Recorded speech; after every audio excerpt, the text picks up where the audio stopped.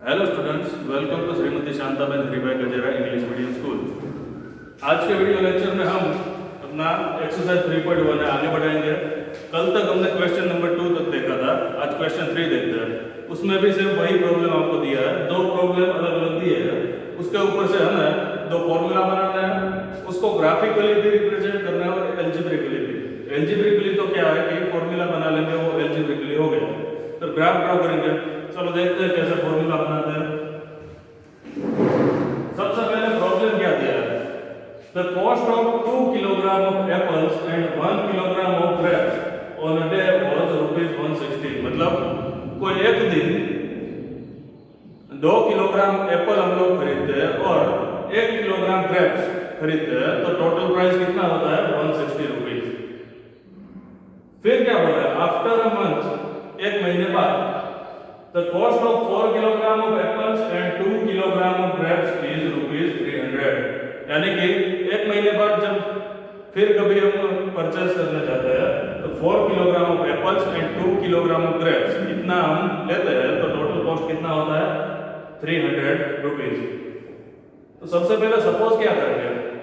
Suppose the cost of 1 kilogram of Apple is X rupees and cost of 1 kilogram of grapes is Y rupees. ये हम suppose करेंगे, क्योंकि total cost वैसे ही मिलेगा हमें।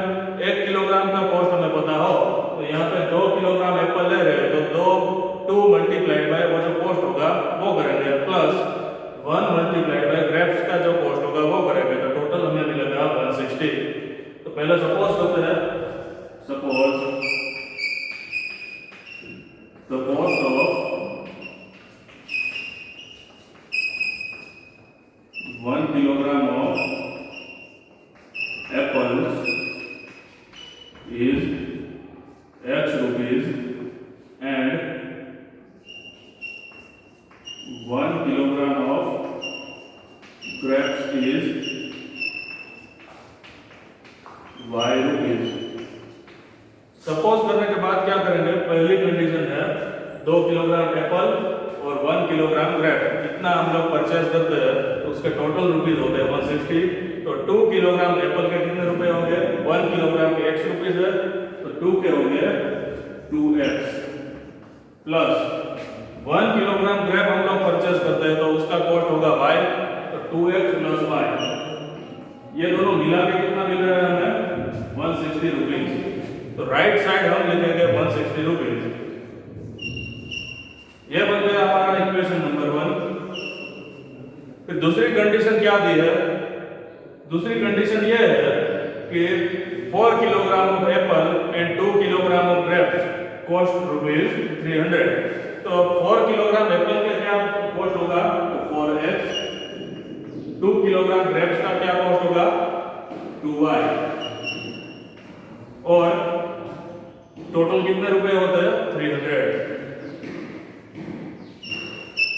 अब यहाँ पे हम देख सकते हैं तीनों टर्म ले लो, लेफ्ट साइड के 2 और राइट साइड का 1, तीनों को 2 से डिवाइड कर सकते हैं। तो तीनों को 2 से डिवाइड करेंगे तो ये होगा 2X plus Y is equal to 150। अब ये जो मिला उसे इक्वेशन 2 बोलेंगे, इसको नहीं बोलेंगे क्योंकि इसमें से 2 कॉमन निकल रहा था, तो पहले वो निकाला फिर हमें ये मिला। तो ये 2 इक्वेशन बन गए।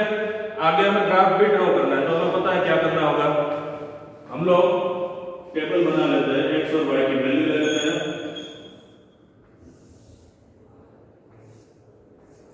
यहाँ पे फर्स्ट इक्वेशन को इस तरह से लिखो, Y को लेफ्ट साइड रहने दो, 2X को सामने ले जाओ, तो Y is equal to 160 minus 2X। Second equation है, उसको भी Y लेफ्ट साइड रहने दो, तो वो हो जाएगा 150 माइनस 2X। ओके, ये हुआ। इसमें भी X और Y की अलग अलग वैल्यू लेंगे हम, मिनिमम 2 पॉइंट लेंगे तो हमें लाइन मिल सकती है, ड्रॉ कर सकते हैं हम लोग। X और Y की वैल्यू लेनी है, तो यहाँ पे X और Y रखेंगे। X की वैल्यू लेते हैं पहले। X की मान लो मैं वैल्यू लेता हूँ 60। X की वैल्यू अगर 60 हो तो 60 मल्टीप्लाइड बाय 2 होता है 120, तो 160 माइनस 120 होता है 40, यानी कि x की की वैल्यू जब 60 होगी तो y की वैल्यू होगी 40। अब इसकी कुछ अलग वैल्यू लूं, मान लो 80 लेता हूं, x इज इक्वल टू 80, तो 80 टू जा 160, 160 माइनस 160 होगा 0, यानी कि यहाँ पे 80 लूं, ये होगा 0। सेम यहाँ पे देखते हैं x की वैल्यू जो यहाँ पे लिखी वही लेता हूँ 60, 60 टू जा 120 होता है, 150 माइनस 120 30 होगा, यहाँ पे x लिखूं, यहाँ पे y 60 और ये होगा 30। यहाँ पे 50 ले लो तो 50 टू जा 100 होता है, 150 माइनस 100 होगा 50, तो दोनों की वैल्यू होगी 50 एंड 50। अब हम लोग ग्राफ ड्रॉ करेंगे, उसके लिए पहले कार्टेशियन या प्लेन ड्रॉ करेंगे।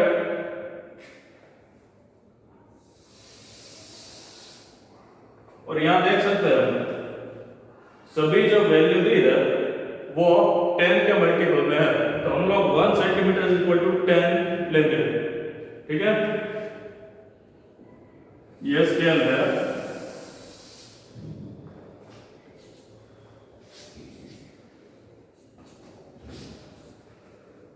ओरिजिन है तो यहाँ पे 0 लिखेंगे, यहाँ पे प्लस नंबर लिखेंगे,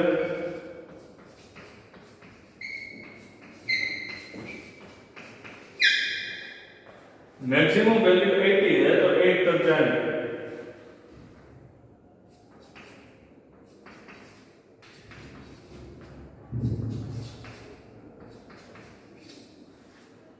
y की मैक्सिमम वैल्यू है 50,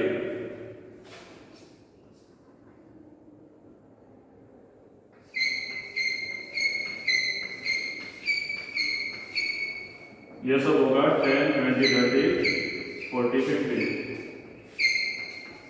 20 30 40 50 60। नीचे लिखेंगे नेगेटिव नंबर्स। अब पॉइंट्स को अगर डिनोट करें तो यहाँ पे फर्स्ट पॉइंट कौन सा है, 60 एंड 40। 60 एक्स एक्सिस पे यानी कि यहाँ पे मिलता है और 40 वाई एक्सिस पे यहाँ पे मिलता है, तो यहाँ से हमें पॉइंट कुछ यहाँ पे मिलेगा। ये कैसे ड्रॉ करते हैं आपको पता है, इस तरह से दोनों तरफ से परपेंडिकुलर लाइन ड्रॉ करते हैं। तो यहाँ पे पॉइंट मिला, दूसरा है 80 एंड 0। y कोऑर्डिनेट जो है वो 0 है, इसलिए x कोऑर्डिनेट जो है वो सीधा हम x एक्सिस पे ही लेंगे यहाँ पे, क्योंकि इसके ही कोऑर्डिनेट 80 एंड 0 होते हैं, तो हम सीधा लाइन यहाँ से ड्रॉ कर सकते हैं। एक लाइन हमें इस तरह से मिली, दूसरी लाइन ड्रॉ करें तो 60 30 है, 60 यहाँ पे 30 यहाँ पे, तो यहाँ मिलेगा हमें पॉइंट। दूसरी लाइन है 50 एंड 50, तो ये 50 और ये 50,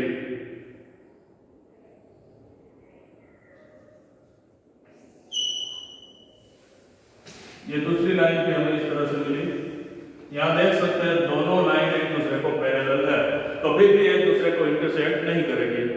तो यहाँ पे एक्सरसाइज 3.1 के तीनों सम खत्म हुए।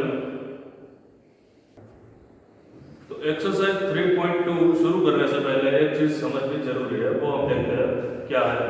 हमारे पास जब पेयर दी होती है हमें linear equation in two variable, उसकी जब पेयर दी होती है तो पेयर कुछ इस तरह की होती है, पहले भी हमने देखा था। फर्स्ट इक्वेशन कुछ इस फॉर्म में होगा a1x + b1y + c1 = 0, and second equation जो होगा वो होगा a2x + b2y + c2 = 0। अब इसके ऊपर से ग्राफ ड्रॉ किए बिना ही अगर मुझे पता लगाना हो तो इसका ग्राफ एक पॉइंट में इंटरसेक्ट करेगा, एक दूसरे से पैरेलल होगा या फिर एक दूसरे में कोइंसाइड होगा, वो कैसे पता चलता है वो हम देखते हैं। उसके लिए 3 रेशियो ध्यान में लेना होता है। कौन कौन से 3 रेशियो? फर्स्ट है a1/a2, सेकंड है b1/b2 and third one c1/c2। ये 3 रेशियो है, उसको एक दूसरे से कंपेयर करके हम पता लगा सकते हैं कि ये जो 2 लाइन है एक दूसरे से पैरेलल होगी, एक दूसरे को एक पॉइंट में इंटरसेक्ट करेगी या फिर एक दूसरे में कोइंसाइड होगी। तो देखते हैं क्या होता है। First one is A1 upon A2 does not equal to B1 upon B2 does not equal to C1 upon C2। जब ये तीनों रेशियो एक दूसरे के इक्वल नहीं होंगे, अलग अलग होंगे, तो हम बोल सकते हैं कि इसका जो सॉल्यूशन होगा वो इंटरसेक्ट करेगा, इंटरसेक्ट इन वन पॉइंट, यानी कि सिर्फ एक ही पॉइंट में एक दूसरे को इंटरसेक्ट करेगा। सेकंड केस, जब A1 upon A2 is equal to B1 upon B2 is equal to C1 upon C2, जब तीनों रेशियो सेम हो गए तो दोनों लाइन एक दूसरे में कोइंसाइड होगी, तो इसको हम बोलेंगे कोइंसिडेंट।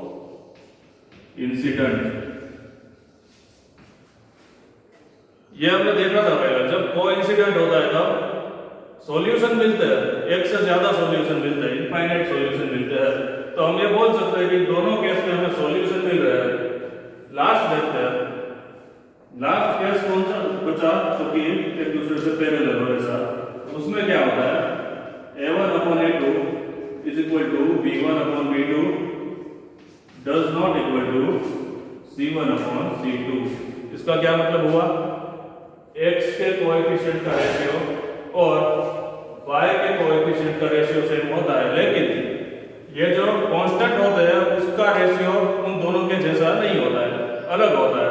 तब हम बोल सकते हैं कि वो दोनों लाइन एक दूसरे से पैरेलल होगी, यानी इसका हमें सॉल्यूशन नहीं मिलता है, इन दोनों का सॉल्यूशन मिलता है और इसका सॉल्यूशन नहीं मिलता है। लेकिन जब ये ग्राफ ड्रॉ करें तब हमें पता चलता है। जब एल्जेब्रिकली हमें तय करना हो तो हमें ग्राफ ड्रॉ करना ही नहीं है, तब सिर्फ दो ही चीज देखी जाती है, सॉल्यूशन मिलता है या नहीं मिलता है।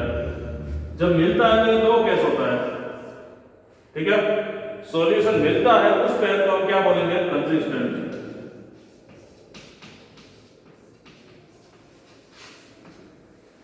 सॉल्यूशन किसी भी टाइप का हो, एक ही सॉल्यूशन हो या फिर इनफाइनाइट सॉल्यूशन, उसको हम कंसिस्टेंट बोलेंगे। ये जो पैरेलल है उसका सॉल्यूशन नहीं मिलता है तो इसको हम बोलेंगे इनकंसिस्टेंट।